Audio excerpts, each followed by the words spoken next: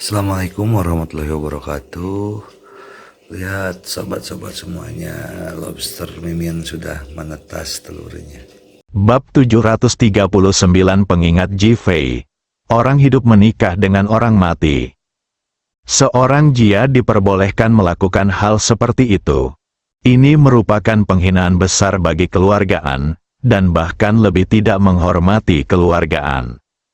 Di seluruh kerajaan naga, berapa banyak orang yang berani berbicara seperti ini kepada Anjia?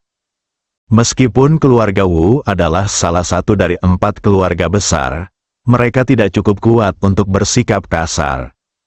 Wu Chengjun, mulai sekarang, keluargaan kami tidak ada hubungannya dengan keluarga Wungu. Tidak perlu meninggalkan kebenaran seseorang, tapi An Wendong berkata dengan kejam. Wu Chengjun di sisi lain juga sangat marah. Dia juga tahu bahwa permintaannya berlebihan. Tetapi dia tidak mau memikirkan putranya disandera dan dipukuli sampai mati seperti ini. Mendengus, An Wendong, tunggu saja fluktuasi ekonomi di Provinsi Ningjiang. Patah, Wu Chengjun langsung menutup telepon. Wu Chengjun mengangkat ponselnya dan melakukan panggilan pertama. Kirim 4 master ke kota Ningjiang untuk membunuh Jifei.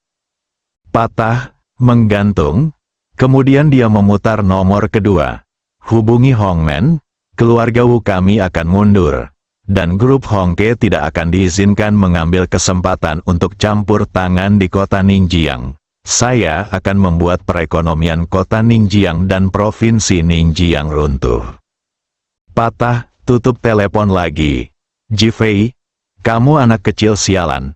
Kamu berani memukuli anakku dan menolak menyelamatkannya. Aku pasti akan membalas dendam padamu. Wu Chengjun sudah memiliki niat membunuh terhadap Jifei. Seorang Wendong mendengarkan nada sibuk di telepon, wajahnya gelap seperti tinta, dan dia memandang An Lao, matanya masih sedikit tertutup. Saat ini, dia menyadari betapa benarnya kata-kata ayahnya.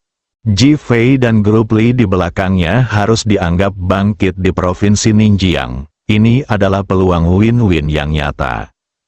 Sebelum An Wendong dapat berbicara, ponselnya berdering dan dia menekan tombol jawab. Saudara An, ini tidak baik. Grup Wu telah memecat karyawan di Provinsi Ningjiang kami. Banyak karyawan perusahaan menghadapi PHK, dan gedung-gedung yang sedang dibangun menghadapi masalah konstruksi yang belum selesai. Laporan telepon An Wendong tidak pernah berhenti sejak panggilan ini. Sampai ponselnya kehabisan baterai, telepon menjadi sunyi.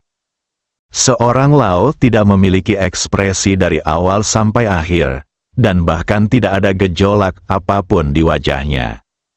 Ini benar-benar sumur kuno tanpa ombak. Seorang Wendong terpengaruh oleh An Lao Jingjing dan menjadi benar-benar diam. Dia perlahan berbalik dan langsung pergi. Wendong, ingatlah, energi muda dan semangat giat bukanlah sesuatu yang bisa kita miliki sebagai orang tua. An Lao berkata dengan tenang dengan mata masih tertutup. Ayah, aku ingat, seorang Wendong menjawab, dan ketika dia berbalik dan keluar, wajahnya terlihat santai dan alami. Dia tidak merencanakan hal ini. Menurutnya, daripada menghalanginya, lebih baik biarkan alam mengambil jalannya, biarkan semua masalah meledak, lalu selesaikan semuanya sekaligus. Meski Jifei belum menghubunginya, dia percaya pada Jifei. Benar-benar dapat diandalkan pada saat-saat kritis. Di dalam villa nomor 1 Hui Hui Yuan, Jifei dan Seng Lingyun kembali dan melihat Li Ruoxi dan Julie duduk di sofa mengobrol. Ketika keduanya melihat Jifei dan Seng Lingyun, Julie berdiri lebih dulu dan langsung berlari ke arah Seng Lingyun. Dia mengelilinginya dan melihat ke atas dan ke bawah, ke kiri dan ke kanan. Jifei, aku tidak melakukan apapun yang keji padamu. Batang. Seng Lingyun langsung menggelengkan kepalanya.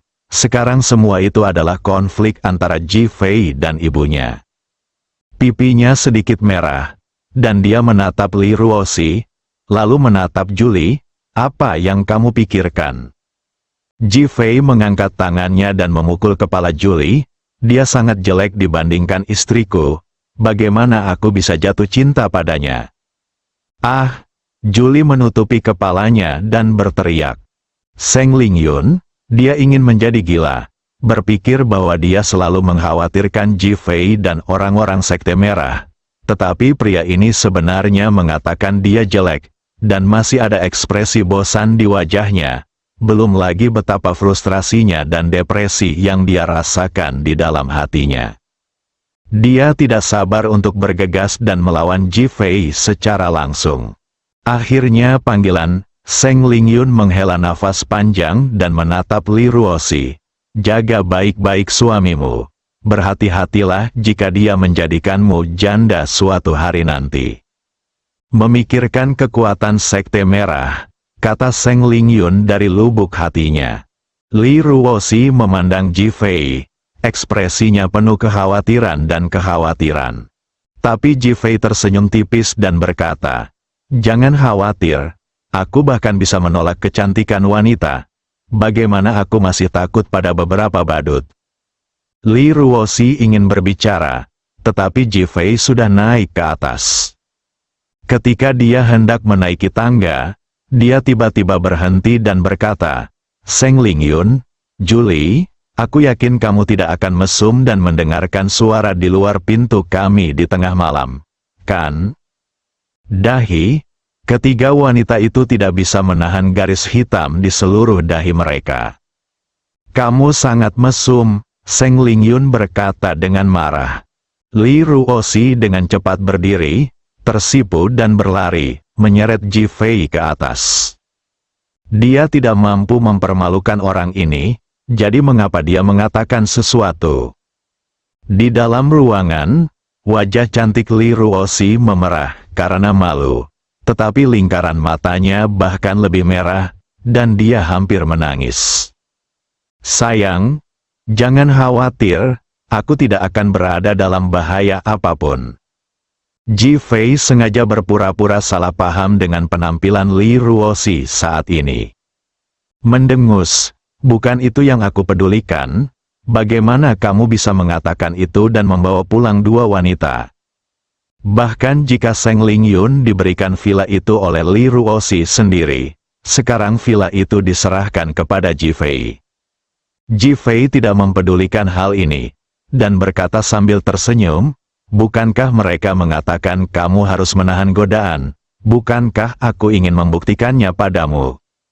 Li Ruoxi benar-benar kesal dengan ketidakpedulian Ji Fei. Sialan, orang jahat. Dia menerkam langsung ke arah Ji Fei. Ji Fei tidak melawan dan jatuh ke tempat tidur. Li Ruoxi sangat marah. Dia langsung menaiki tubuh Ji Fei, mengangkat tangannya dan mulai menamparkan secara acak. Ji Fei berbaring tanpa bersembunyi, dengan senyuman di wajahnya dan hati yang bahagia, namun dia berteriak kesakitan. Seng Lingyun dan Julie di bawah melihat dua orang itu naik ke atas, dan mereka masih bertanya-tanya apa yang akan terjadi pada mereka.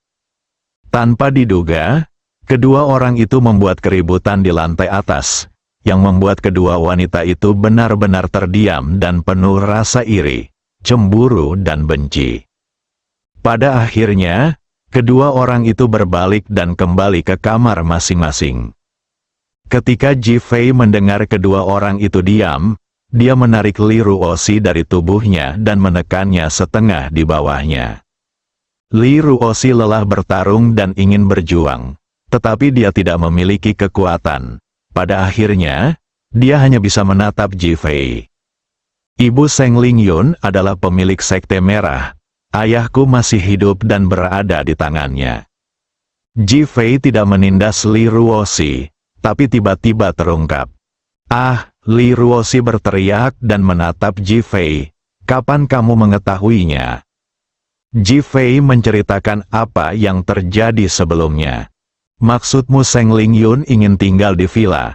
Meskipun aku tidak setuju saat itu, kamu tetap membiarkan dia pindah?" Ji Fei mengangguk. Dari kejadian ini terlihat bahwa istriku, kamu masih terlalu naif. Di masa depan, kamu harus berhati-hati dalam mempercayai dan memanfaatkan orang. Apakah kamu mengerti? Li Ruoxi memandang Ji Fei dan berpikir keras. Setelah sekian lama, dia mengangguk, jadi begitu. Ji Fei melihat sikap serius Li Ruoxi dan mengira dia benar-benar tahu, jadi dia tidak mengatakan apa-apa lagi. Dia tidak tahu bahwa pengingatnya masih tidak berpengaruh. Ningjing, sekretaris Li Ruoxi, dimanfaatkan dan memberi kesempatan pada keluarga Wu. Bab 740 Ji Fei. Kamu ingin mati di kamar Gu Qingzong di Ningjiang Hotel. Gu Qingzong dan Huo Lei sedang melakukan panggilan video dengan Zhao Mengchen. Meskipun Gu Qingzong terluka parah pada saat itu, perawatan Ji Fei memungkinkan dia pulih dengan sangat cepat. Dia sekarang telah keluar dari rumah sakit dan sedang memulihkan diri di hotel. Tuan Gu, Anda belum pulih sepenuhnya akhir-akhir ini. Anda akan membantu mengendalikan situasi investasi secara keseluruhan di Provinsi Ningjiang. Biarkan Huo Lei menerapkan investasi spesifik. Ini hanya latihan yang bagus. Zhao Mengchen berkata di ujung sana. Jangan khawatir, Tuan Huo, saya akan melakukan yang terbaik untuk membantu Huo Lei. Gu Qingzong hampir mematuhi Huo Mengchen dalam videonya. Selama lebih dari 10 tahun, dia diam-diam menunggu Huo Mengchen. Bu, apa fokus investasi kita di kota Ningjiang kali ini? Huo Lei tiba-tiba bertanya. Dia dan Gu Qingzong pertama kali datang ke sini untuk pemeriksaan. Akibatnya, Gu Qingzong mengalami kecelakaan mobil di depan perusahaan keamanan Bameng, sehingga pemeriksaan dihentikan. Sekarang ibu saya minta investasi. Dia ingin fokus dengan jelas. Semua perusahaan yang telah dibubarkan oleh Wu Group menjadi fokus investasi kami. Gu Qingzong dan Huo Lei berseru pada saat bersamaan. Dr. Huo, apakah Anda ingin memikirkan baik-baik masalah ini? Berita tentang divestasi keluarga Wu yang marah kini telah menyebar. Grup Chen Fei akan mengambil alih. Gu Qingzong telah menyampaikan sarannya. Apakah maksudmu kami adalah musuh keluarga Wu? Zhao Mengchen bertanya sambil tersenyum. Itu dia. Anda tidak perlu memikirkan hal ini. Ambil saja seperti yang saya katakan. Ini adalah kesempatan langka bagi kita untuk bangkit di Provinsi Ningjiang. Gu Qingzong masih ingin berbicara, tetapi melihat tekad Zhao Mengchen, dia menahan diri untuk berbicara. Zhao Mengchen menutup telepon. Senyuman dalam muncul di wajahnya. Keluarga Wu, kamu sebenarnya ingin memaksa keluargaan untuk mempermalukan anakku. Kali ini aku akan membuat keluarga Wu kamu gagal mulai dari Provinsi Ningjiang, dan kemudian perlahan-lahan menelan keluarga Wu kamu. Wajah Zhao Mengchen menunjukkan sedikit tekad dan kekejaman. Setelah mengalami kehilangan keluarga bersama suaminya Ji Guanghui, Zhao Mengchen kini hanya percaya bahwa menjadi kuat adalah kekuatan yang sebenarnya. Yang disebut keluarga besar hanya memiliki nilai keberadaan Anda jika Anda memiliki minat dan nilai. Jika kedua keluarga bersedia untuk melapor saat itu, bagaimana mereka bisa benar-benar hancur?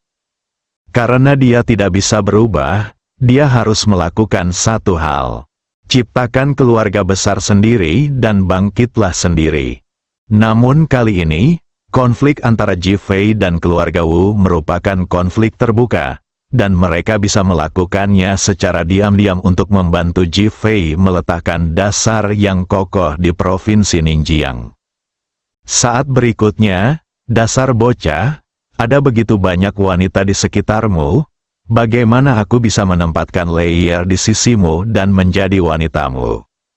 Ada senyum masam di wajah Zhao Mengchen. Dia seperti seorang ibu yang penuh kasih saat ini.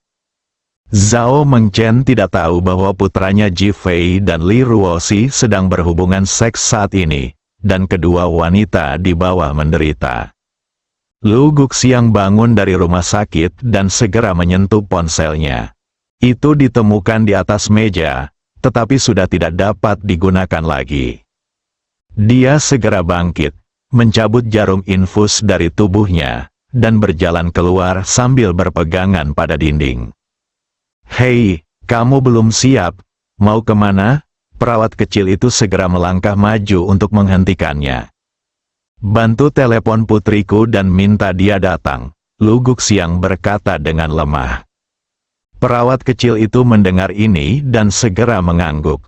Lu Guxiang diselamatkan dari laut. Mereka menyelamatkannya, dan tidak ada seorang pun yang membayar obatnya. Perawat meminjamkan ponselnya kepada Lu Guxiang, dan dia langsung menghubungi nomor Kia. Kia di sisi lain baru saja hendak pergi tidur. Ketika dia melihat panggilan aneh, dia segera menjawabnya. "Hati nurani yang bersalah, Zia, segera datang ke rumah sakit dan bawakan aku ponsel baru." Lu Guxiang berkata langsung. Jantung Kia berdetak kencang 2 kali.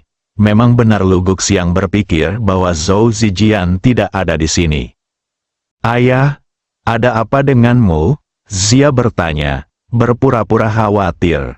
"Berhenti bertanya, segera pergi ke rumah sakit rakyat Ningjiang." Setelah Lu Guxiang selesai berbicara, dia menutup telepon. Zia segera bangkit dari tempat tidur dan segera pergi ke rumah sakit. Sedangkan untuk ponselnya, dia selalu menyimpan cadangan di mobilnya untuk mencegah ponselnya rusak. 20 menit kemudian, dia tiba di rumah sakit dan datang ke bangsal. Ketika dia melihat Lu Guxiang terbaring di tempat tidur dengan infus, dia langsung berpura-pura menangis sedih. "Ayah baptis, kamu baik-baik saja?" Ketika Lu Guxiang melihat Kia menangis, dia cukup puas dan berpura-pura tenang. "Tidak apa-apa, berikan aku teleponnya dan segera keluar untuk menjaga pintu. Tidak ada yang diizinkan masuk tanpa izinku." Zia segera mengangguk, berjalan keluar, dan menutup pintu. Lu Guxiang sangat berkonflik sekarang. Hari ini dia mengkhianati Hongmen dan menjadi anjing Ji Fei. Melompat ke laut adalah tipuan yang kejam. Apakah dia bisa membuat Sun Jianjun percaya bahwa dia tidak percaya diri? Setelah berpikir lama, dia akhirnya menelepon Sun Jianjun. Begitu telepon berdering, Sun Jianjun segera menjawab panggilan tersebut. Dia tidak tahu siapa pemilik panggilan itu. Tapi orang yang bisa meneleponnya pasti seseorang dari Gerbang Merah. Apalagi sampai larut malam. Aku mengkhawatirkan sesuatu yang mendesak. Siapa yang menelepon selarut ini? Penuh keseriusan, penuh keagungan, Elder Sun, saya tidak kompeten. Lu Guxiang berkata sambil menangis. Sun Jianjun tercengang, apa yang terjadi? Setelah saya berurusan dengan Zhang Yuan, saya pergi untuk tinggal di Hotel Ningjiang. Saya dicegat dan dibunuh oleh Ji Fei di tempat parkir. Semua orang kami dibunuh. Dia ingin mengancam saya untuk mengetahui rahasia Gerbang Merah. Saya menolak memberitahu dia. Jadi dia membawa saya ke pantai untuk diinterogasi. Karena saya masih tidak memberitahu dia. Dia melemparkan saya ke laut. Saya kemudian diselamatkan dan sekarang berada di rumah sakit rakyat Ningjiang. Lu Guxiang menceritakan situasinya dalam satu tarikan napas. Wajah Sun Jianjun di sisi lain langsung menjadi muram. Dia bahkan lebih terkejut. Dia tahu dan bisa membayangkan kekuatan Ji Fei. Tapi dia tidak pernah menyangka Ji Fei akan membunuh semua orang di tempat parkir dengan begitu kejam. Semenit kemudian, Ji Fei ini sepertinya ingin segera mati sekarang. Penatua Sun, menurutmu apa yang harus kita lakukan? Lu Guxiang bertanya seolah meminta instruksi. Tunggu teleponku. Sun Jianjun langsung menutup telepon. Lu Guxiang menghela nafas lega. Sun Jianjun berpikir sejenak dan menghubungi nomor telepon Xiao Hongyan. Ketika Xiao Hongyan melihat panggilan telepon Sun Jianjun, seringai muncul di bibirnya. Dia sedang menunggu telepon dari Sun Jianjun, karena dia tahu bahwa Sun Jianjun pasti akan mengambil inisiatif untuk mengemukakan masalah ini dan mengusulkan untuk membunuh Ji Fei. Xiao Hongyan membiarkan telepon berdering lebih dari selusin kali sebelum menjawab perlahan, "Ada apa?" Sun Jianjun sudah sangat cemas di sisi lain, tapi dia masih menahan ketidakpuasannya. Master Sekte, Lu Guxiang memimpin orang-orang untuk menangani masalah ini di kota Ningjiang. Tapi Ji Fei membunuh semua orang di Sekte Merah. Apa? Bunuh mereka semua? Apakah orang yang kamu kirim ke sini adalah pecundang? Xiao Hongyan menahan keinginan untuk tertawa dan berpura-pura sangat marah. Wajah Sun Jianjun tiba-tiba memerah. "Tuan, apa yang harus kita lakukan selanjutnya?" "Omong kosong, martabat orang Hongmen kita tidak bisa hilang." Patah, Xiao Hongyan langsung menutup telepon, lalu tertawa. Dia memandang Ji Guanghui, yang terbaring tak sadarkan diri di tempat tidur. "Kamu benar-benar melahirkan seorang putra yang baik. Alangkah baiknya jika ini adalah putra kita berdua." Xiao Hongyan semakin bertekad untuk membiarkan Seng Lingyun menikahi Ji Fei. Di sisi lain, otot-otot di wajah Sun Jianjun bergetar dan sudut matanya mengecil. Akhirnya, "Ji Fei, kamu ingin mati?" Setelah mengatakan itu, dia mengeluarkan ponselnya dan mulai menelepon. Bersambung.